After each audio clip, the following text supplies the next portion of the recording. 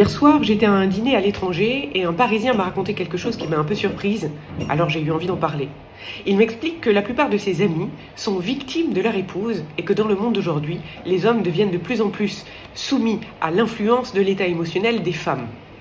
Je ne crois pas que ce phénomène de victime soit lié à un genre plus qu'un autre, ni à une conjoncture particulière, c'est simplement que les hommes s'en plaignent peut-être moins ouvertement.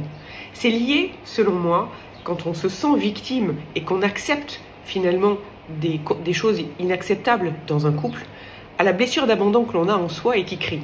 Pourquoi? Parce que finalement, cette blessure d'abandon, elle nous empêche de quitter une relation dans laquelle on n'est pas bien, dans laquelle on ne se sent pas épanoui, ni comblé, mais même parfois maltraité.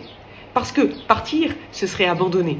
Alors on reste dans le souvenir de ce que l'on a peut-être connu autrefois, ou dans l'espoir que les choses s'améliorent dans le futur.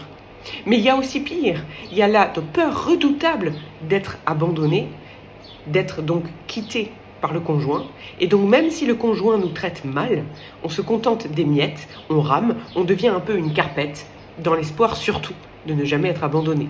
Malheureusement, évidemment, la conjoncture émotionnelle fait qu'on attire ce qu'on craint et que généralement on l'est. La seule manière de sortir de ce schéma sans fin, c'est de se réparer.